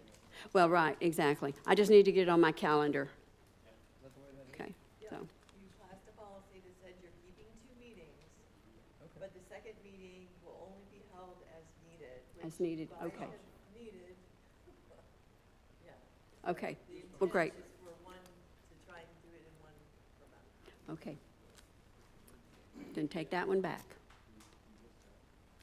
Okay, adjourn the meeting? Okay, the meeting is adjourned. What time? Oh, at 8:43. 8:43. Good job, Samantha. Thank you, Samantha. Good job. Good job.